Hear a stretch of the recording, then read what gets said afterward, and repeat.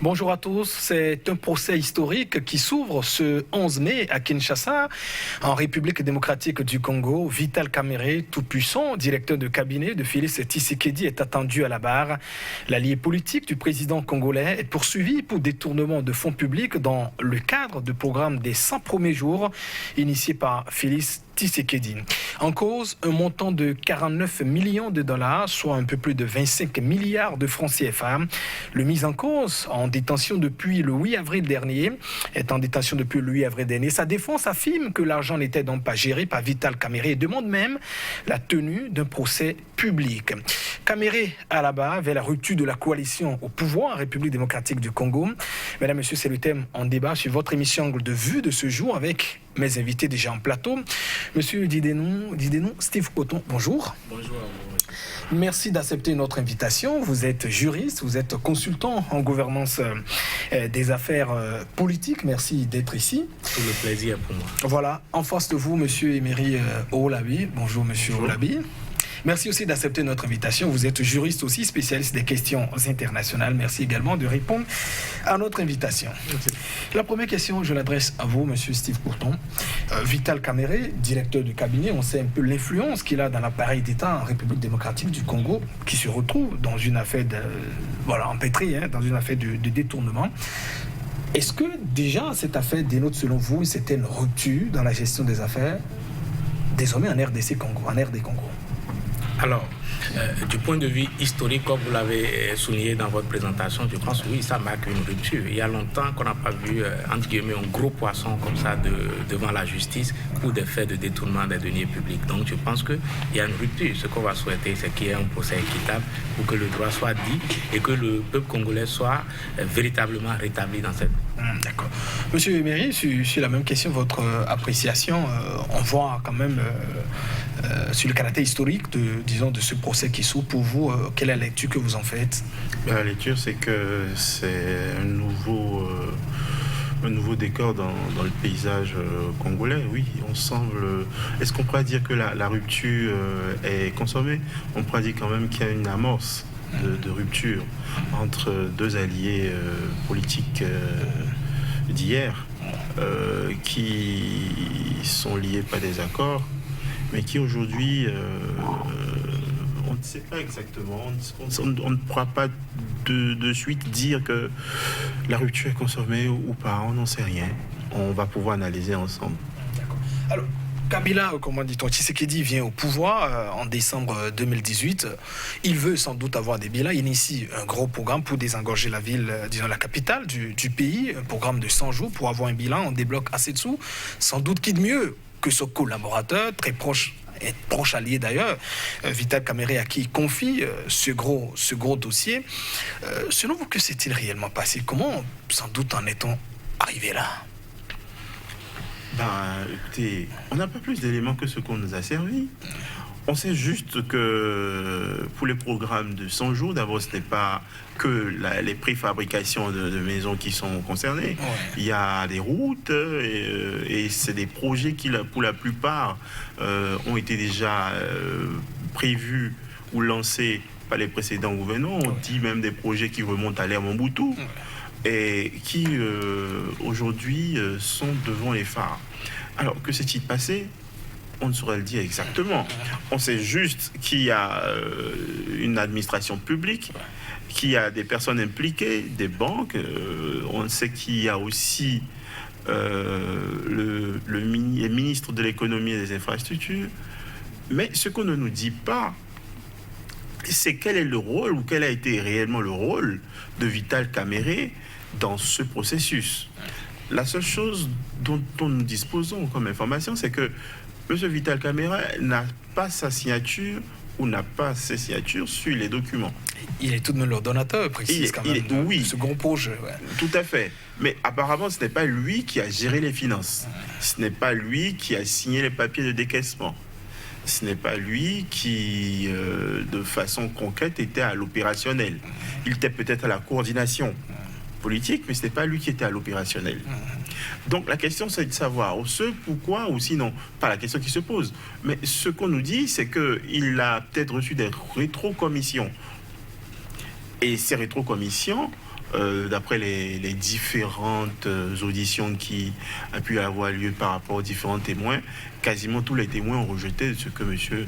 Vital Kamerhe n'a reçu aucune autre commission. C'est juste apparemment une seule personne qui soutient que oui, M. Vital Kamerhe est empêtré dans cette histoire parce que oui, il aurait reçu des commissions. Donc du coup, pour le moment, nous n'avons aucune preuve fiable qui nous permette de dire aujourd'hui, nous, de pouvoir avoir même des soupçons nous permettant de dire oui, M. Vital Kamerhe est impliqué dans la phase opérationnelle de ce détournement, de cette affaire-là.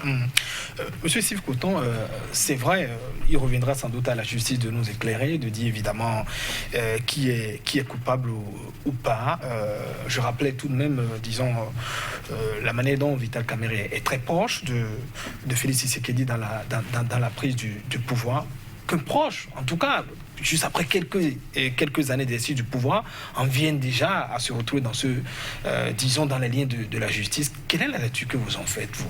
Alors, je pense pour mieux comprendre ce qui se passe, il faut aussi construire un peu le contexte socio-politique congolais et surtout l'installation de Félix Tshisekedi au pouvoir. Alors, Félix Tshisekedi est venu au pouvoir avec une coalition qu'on peut qualifier une coalition qui est venue par l'opération de Saint-Esprit, pratiquement. C'est-à-dire une coalition colmatée avec le parti au pouvoir, qui avait aussi un candidat en plus, un candidat sortant.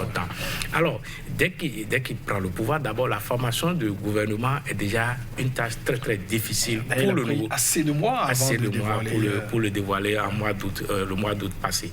Mais avant ça, le président de la République, nouvellement élu, a besoin de prendre les leviers du pouvoir, segment par segment et secteur par secteur en main.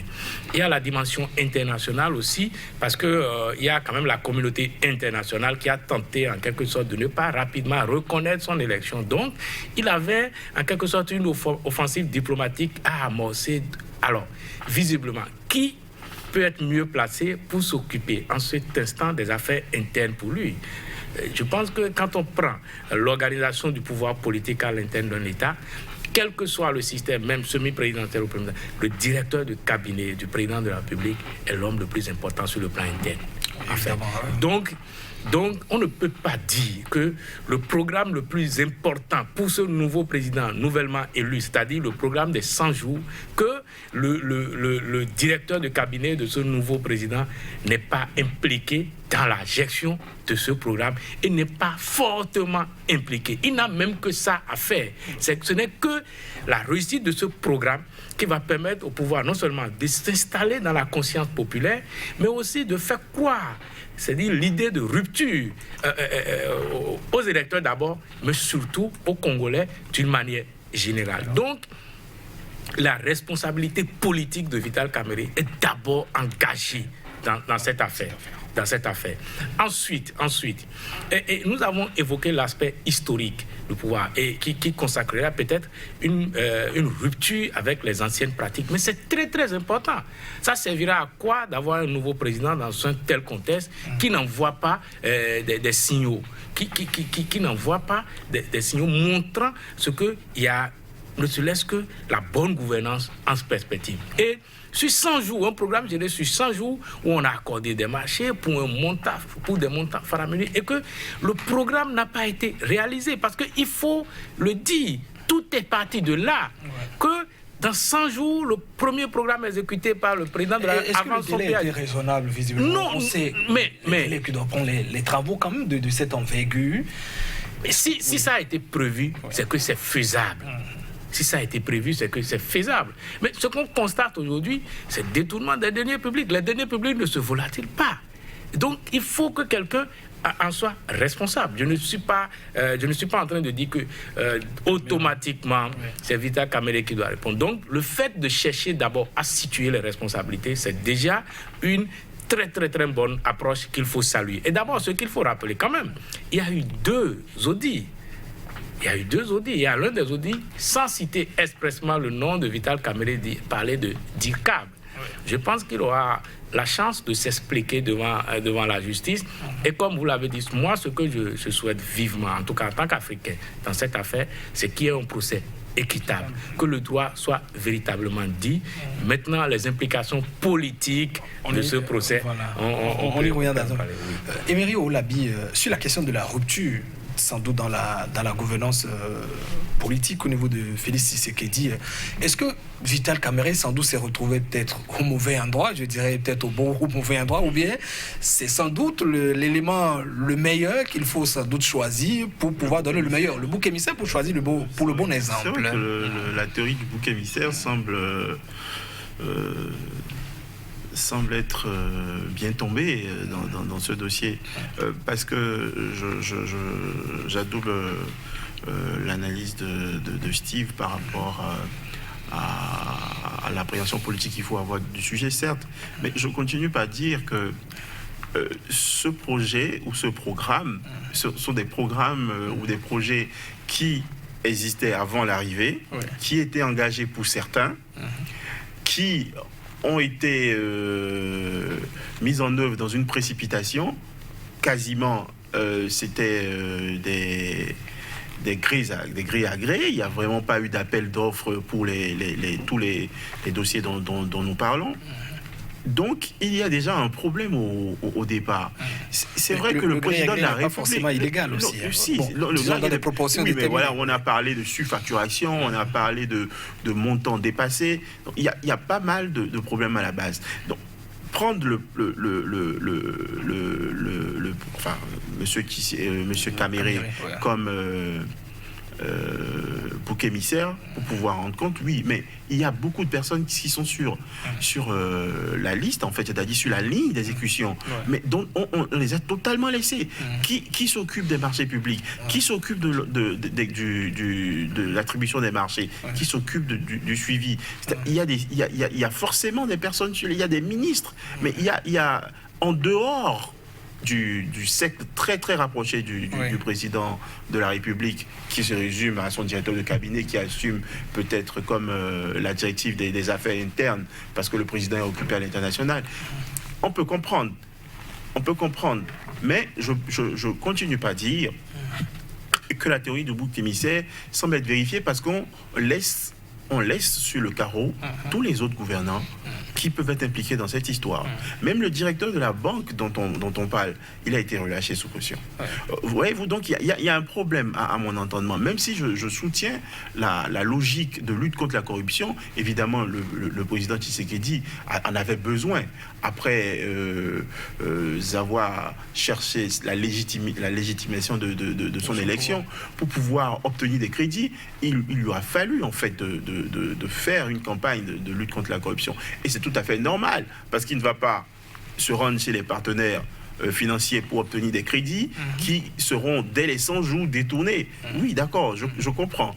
Mais je continue de dire que la logique du bouc émissaire semble être bien vérifiée. Si Coton est-il le bouc émissaire dans cette affaire, où s'est-il retrouvé au mauvais endroit, au bon ou au mauvais moment? Non, je crois qu'il n'est ni bouc émissaire, mais qui ne s'est ni retrouvé au mauvais endroit, au mauvais moment. Pourquoi je le dis? Premièrement, d'abord, il n'est ni bouc émissaire. Pourquoi? Parce que je pense que les faits prêtent en quelque sorte à la bonne foi du président Tshisekedi. Pourquoi je le dis? Voilà quelqu'un qui a pris le pouvoir dans le contexte que nous savons. Il a permis quand même à des opposants qui étaient sous le coup de mandats d'arrêt internationaux, de rentrer au pays, de faire des tournées dans le pays. Donc je pense que c'est pas le moment automatiquement pour lui d'activer encore des procès politiques. Je ne crois pas, et je ne vois pas d'intérêt immédiat même dedans, surtout à l'engager contre quelqu'un qui a été un élément très très important dans la conquête du pouvoir pour lui, avec qui il a un accord. Il a un accord.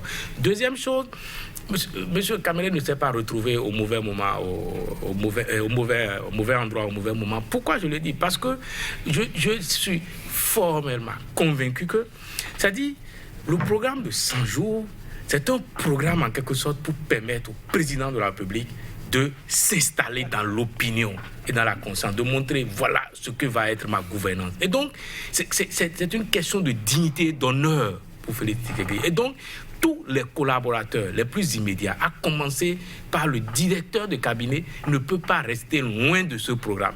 Que ce soit signature ou pas, il est l'ordonnateur, c'est ce qu'on a d'ailleurs expliqué. Non, oui. La question, c'est que c'est le seul qu'on nous présente, en sachant bien. C'est vrai, il y a deux autres co-accusés, disons le Libanais dont on parle, dont la société a pu gagner, qui est aussi détenu. Et puis il y a une société américaine même qui a été retenue.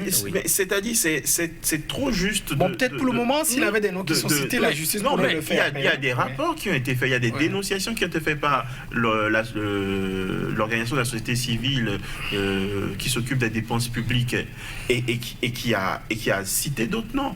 Mais on s'en est tenu. C'est pourquoi je dis que la logique du bouc émissaire semble être vérifiée, parce qu'on s'en est tenu uniquement à un personnage politique. Pas forcément la logique de bouc émissaire. Pourquoi je le dis? Parce que je dis, c'est un programme spécial. Et peut-être le chef de l'État a placé sa confiance en quelqu'un pour sa réussite. Et peut-être, c'est la réussite de ce programme qui devait peut-être être l'acte qui va pactiser en quelque sorte l'alliance des deux personnalités pour dire ok, on peut vraiment faire ensemble. Nous partageons les mêmes ambitions, les mêmes convictions pour le pays, pour le pays.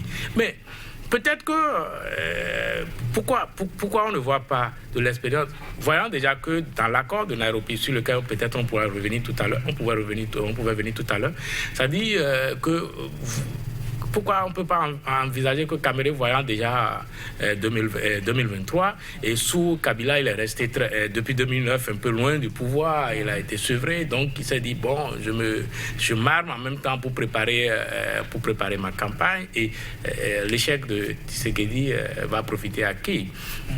À celui qui peut se détacher du navire pour aller se constituer en force politique et aller à la conquête du pouvoir. Il ne faut pas perdre ça de vue aussi. Et donc,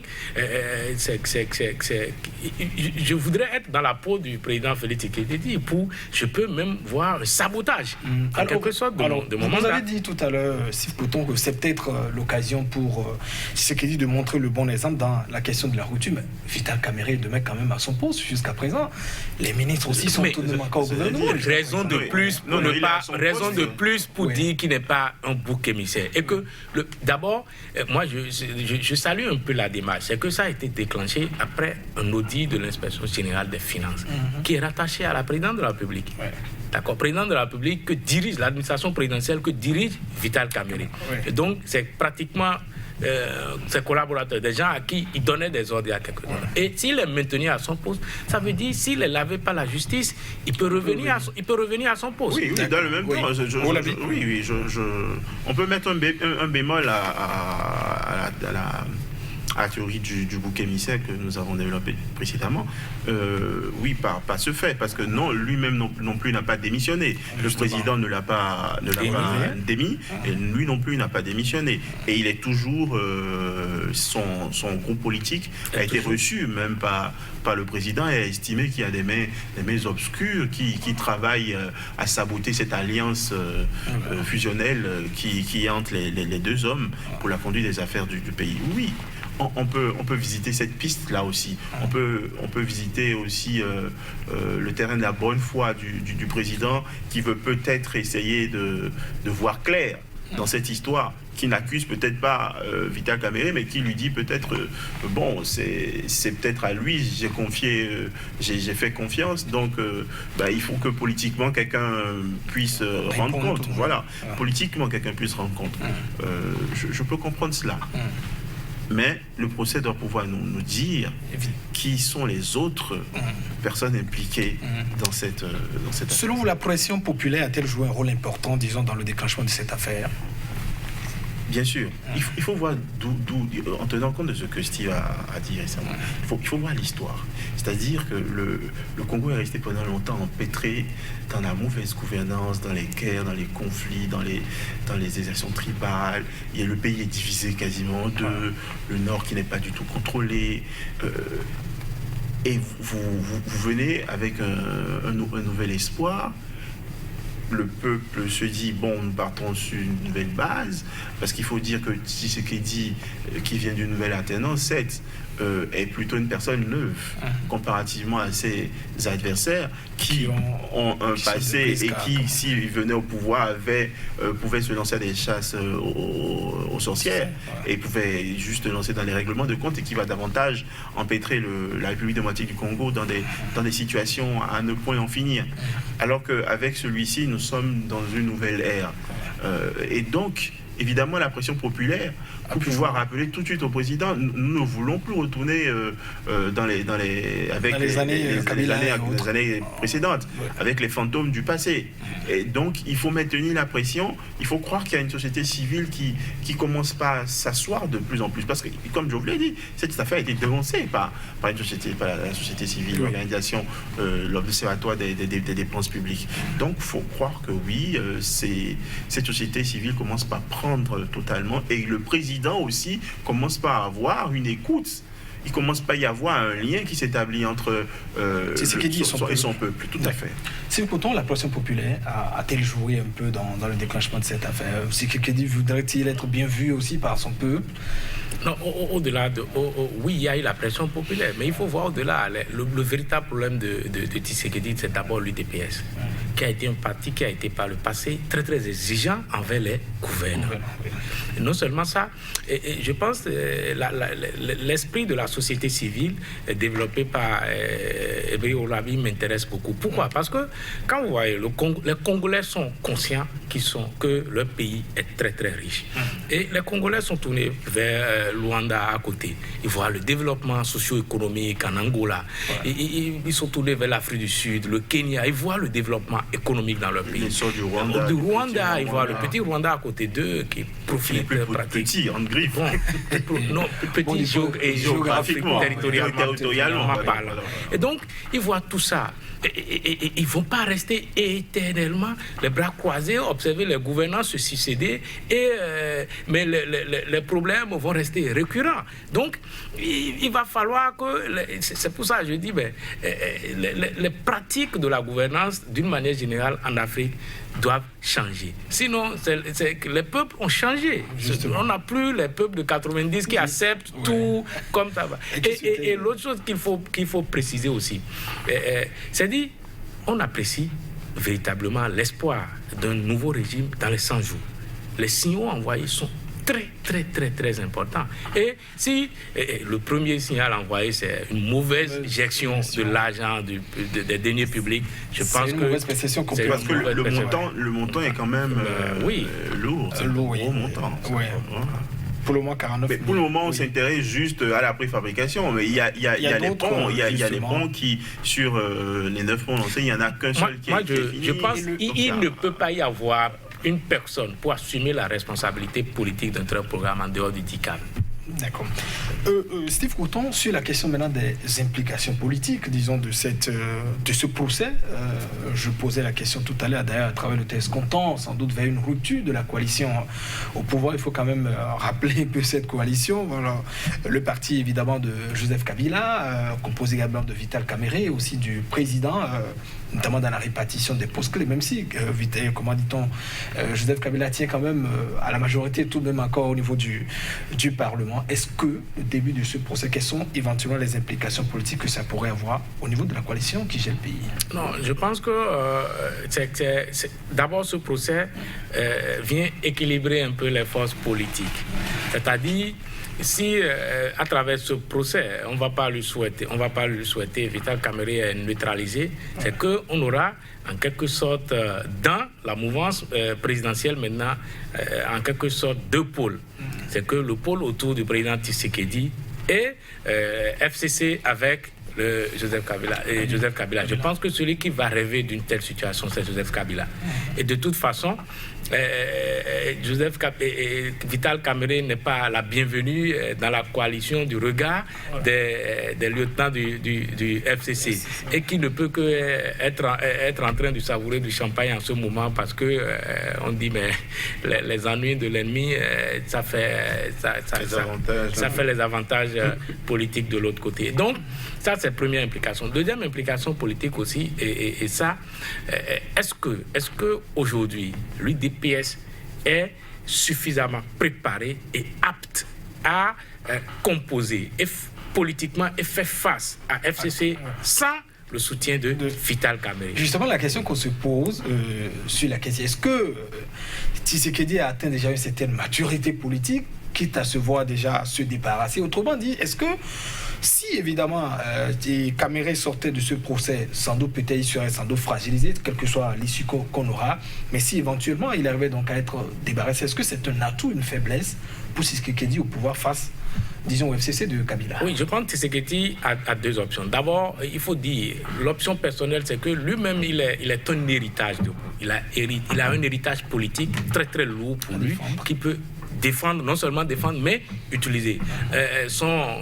L'ancien Premier ministre, Étienne Tshisekedi, son feu père, a beaucoup d'alliés politiques au Congo, mais aussi sur le continent africain, sur lesquels il peut s'appesantir et en quelque sorte consolider son pouvoir politique. Deuxième chose, quand même, il a la chance, c'est un militant, c'est un partisan, et l'un des partis les plus structurés et les plus forts sur le plan populaire au Congo, c'est l'UDPS. Ce n'est pas un parti conçu dans les entrailles du pouvoir, non. C'est un parti conçu par la volonté de militer de certains Congolais, et c'est un grand parti. Mais le véritable problème pour ce parti aujourd'hui, c'est sa modernisation. Et c'est un parti qui est membre de l'Internationale socialiste et qui est très très actif dans le comité Afrique de l'Internationale socialiste. Et quand même, le comité Afrique, c'est une organisation d'environ 30 chefs d'État et de gouvernement en exercice en Afrique, sur laquelle il pouvait aussi appuyer pour consolider son pouvoir. Et donc, je ne sais pas si cette option va être retenue par l'UDPS, notamment par le président de la République congolaise. Eric Owolabi, le départ, si éventuellement il sortait, sans doute condamné un départ, disons, de Vital Kamerhe pour l'heure, est-ce que cela avantagerait, disons, Félix Tshisekedi, ou ça renforcerait, j'allais dire, ou le fragiliserait? Un départ de Vital Kamerhe fragiliserait quand même un tout petit peu quand même la coalition au pouvoir. Parce que du coup, ça fait une fissure. Il ne faut pas voir le tableau de bord en y mettant juste le camp Kabila et le camp Tshisekedi en sortant Kamerhe. Mais il faut voir le camp d'Afas. Il y a Martin Fayulu, il y a Jean-Pierre Bemba, qui s'estime le plus légitime à avoir gagné les élections. Et qui, donc il y a ce front qui est constitué et qui est là, et qui peut-être un gros rouleau d'étranglement sur la politique de Tshisekedi à l'interne. À l'international, oui, il peut y avoir tout le soutien développé par Steve tout à l'heure à l'international, par ses pairs de l'international socialiste, et puis son propre dévouement, ses propres actions, sa propre diplomatie vers les différents lobbies juifs et ces différentes relations qu'il est en train de nouer pour pouvoir tout à fait asseoir sa légitimité. Oui, ça c'est un fait. Mais à l'interne, son premier soutien direct, c'est Vital Kamerhe. Le perdre, c'est se reposer peut-être sur Kabila. Ça va être très délicat. Ça va être très délicat parce que le camp Kabila n'a peut-être pas forcément envie de le voir à la tête du pays après 2023 ou même jusqu'à 2023. Peut-être l'échec de Tshisekedi, c'est peut-être une panacée pour pouvoir faire revenir le camp Kabila au pouvoir. Donc, du coup, c'est peut-être que ça va faire, peut-être qu'on va rentrer peut-être dans une théorie des jeux où la somme des gains sera peut-être nulle, ou peut-être cette chute peut être une opportunité pour Kamerhe en 2023. Ou vice-versa. Ou vice-versa. Oui. Mais quelque part, il y aura la balance va tanguer avant de se retrouver. 2023 est-il dans le viseur, Steve Coton, avec ce procès, peut-être du côté de Tshisekedi, ça pourrait être déjà une occasion de déblayer, comment dit-on, le plancher pour avoir la voie libre?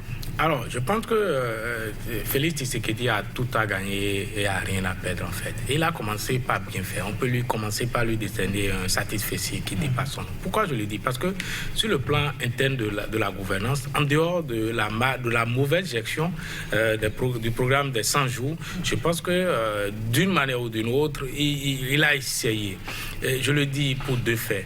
D'abord, la libération des prisonniers politiques et, en quelque sorte, l'apaisement politique qu'il a su incarner en permettant à des personnalités comme Katumbi de rentrer. Ça, c'est très, très important parce que il ne faut pas sous-estimer la gouvernance politique. Pratiquement, ça conditionne tout, en fait.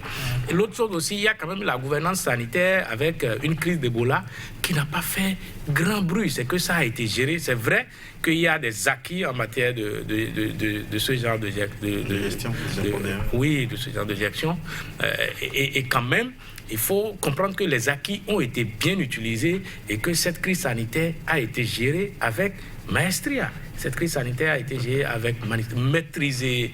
Et je pense, il aurait... C'est que vous imaginez qu'il prend le pouvoir et s'il y a eu cette crise sanitaire et que la communauté internationale se mobilisait dans tous les sens pour venir en aide du Congo. Vraiment, et le Congo était... Mais on annonçait des morts. L'image, vraiment, c'est sacré. Donc, il y a de ces messages qu'il a su envoyer à sa population. Et c'est peut-être pour ça que les gens ont commencé par avoir d'espoir et ont commencé à être plus exigeants que lui.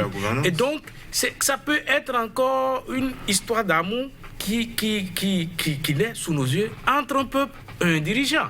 Et ça va être au détriment de tous ses adversaires politiques, y compris aussi FCC. Est-ce que vous voyez un peu? Donc, il y a l'aspect là. Et moi, je veux bien avoir d'espoir pour lui. Mais l'autre chose que je peux aussi dire, c'est quoi? Il n'y a que le FCC qui représente la plus grande force politique aujourd'hui au Congo, mais ils ont un passé aussi. S'ils n'ont pas pu passer en 2018, c'est lié à des faits. Et donc, est-ce que les Congolais vont oublier ces faits rapidement dans la projection de 2023?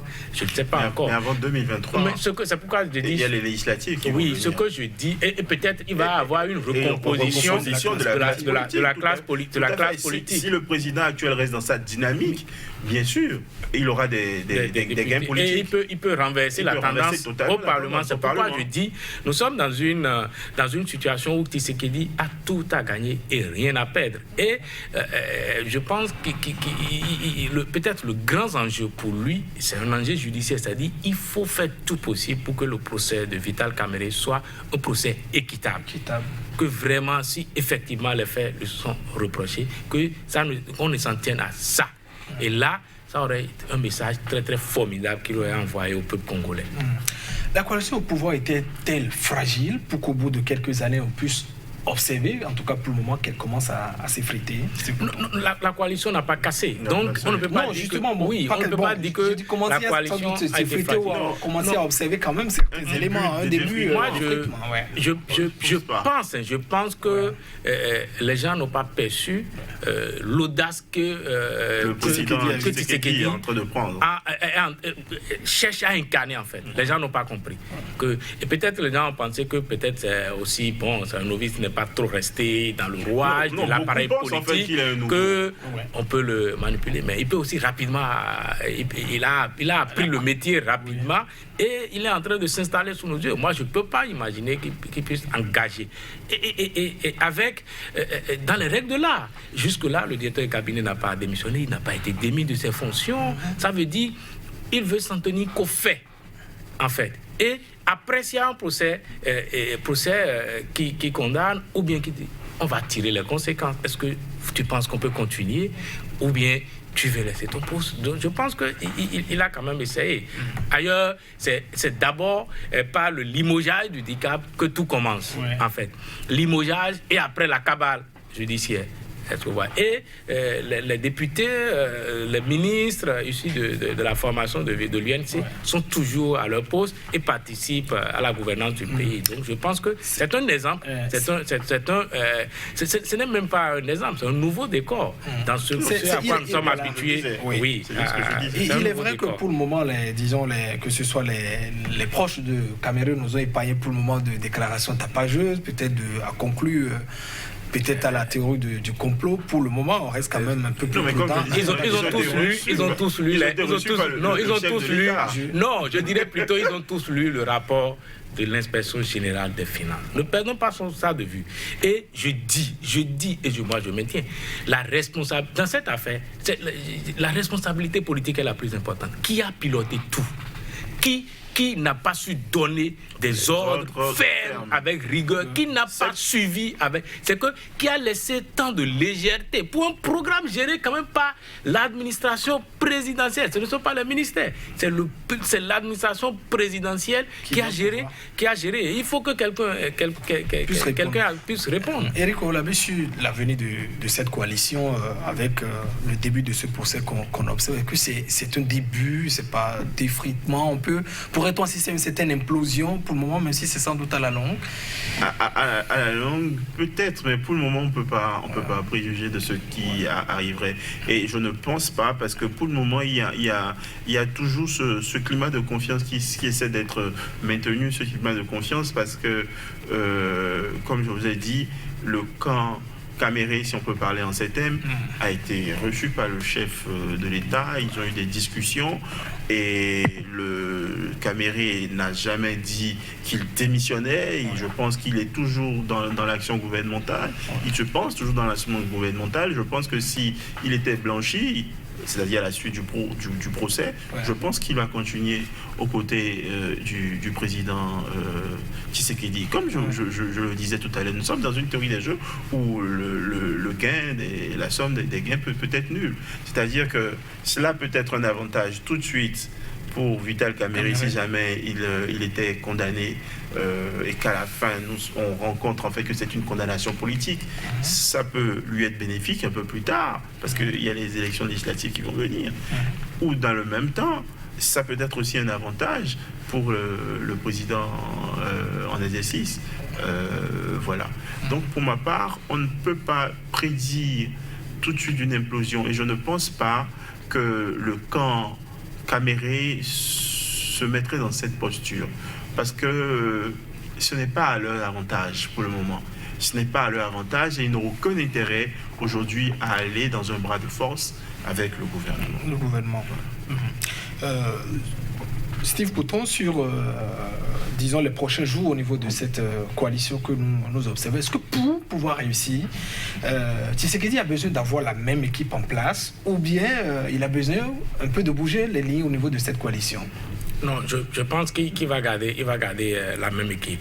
Mais je vais aborder peut-être dans le même sens que Emery Olorabi pour dire que non seulement que le camp de Vital Kamerhe, c'est-à-dire l'UNC, ne peut pas se permettre aujourd'hui de faire l'opposition, mais il faut regarder le parcours, en tout cas récent, de Vital Kamerhe pour comprendre que si ça commence par faire trop aussi, on peut dire que ça veut dire peut-être c'est lui le problème. Et il était numéro 2 dans le système de Kabila, qu'il a quitté pour des raisons que nous savons. Il se retrouve encore numéro 2 dans un système qui vient de s'installer maintenant et commence pas à avoir des problèmes. Donc je pense quand même que à ce niveau, ça veut dire que lui-même peut-être qu'il en est pour quelque chose. Mais moi je me demande, est-ce que c'est-à-dire il faut pas perdre de vue aussi que c'est un acteur politique aussi un peu influent dans la sous-région, qui a aussi ses alliés.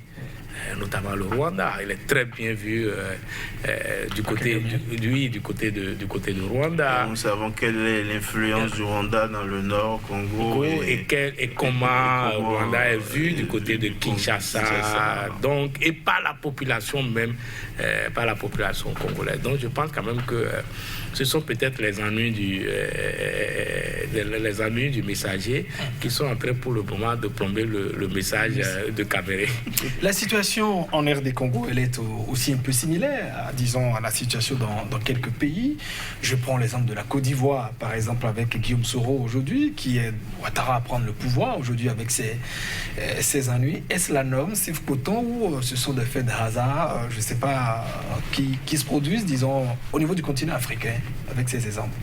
Non, bon, c'est pas une exception africaine de voir des alliés politiques se séparer après peut-être la conquête du pouvoir ou bien même avant. Donc je pense que c'est un fait politique qui existe dans toutes les démocraties modernes.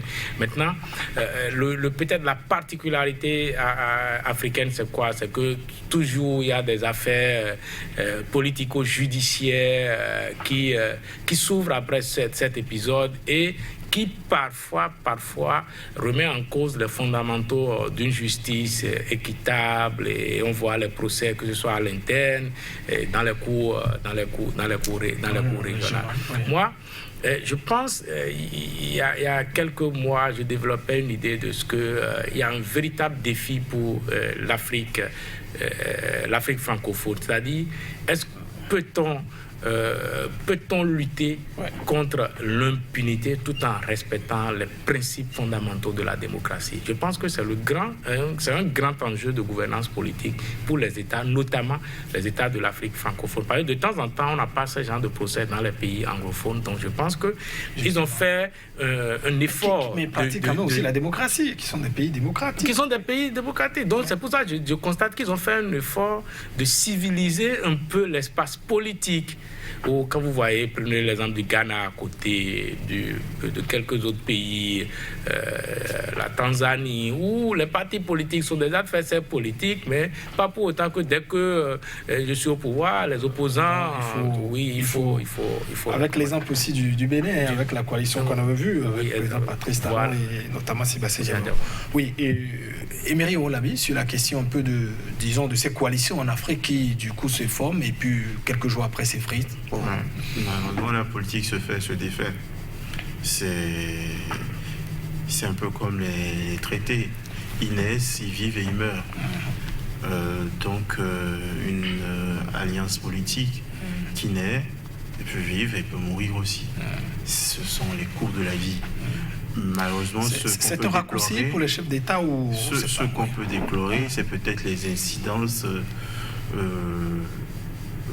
politiques que ces échecs pourraient entraîner sur la gouvernance, le développement de ces différents États, ou qui ralentissent le processus de développement parce qu'on déplace peut-être le sujet. On regrette ces genres de situations qui arrivent, mais bon, voilà, ce sont les coups de la vie. D'accord. Merci à vous, Emery Olabi. Je rappelle au passage que vous êtes un juriste spécialiste des questions internationales. Merci d'avoir pris part à ce débat. En face de vous, Didier Steve Coton. Merci également d'avoir pris part à ce débat. Vous êtes juriste aussi, consultant en gouvernance des affaires politiques. Mesdames, Messieurs, c'était donc votre émission Angle de vue avec le thème Vital Kamerhe à la barre vers la rupture de la coalition pouvoir en RDC Congo. Merci de votre attention et au prochain numéro.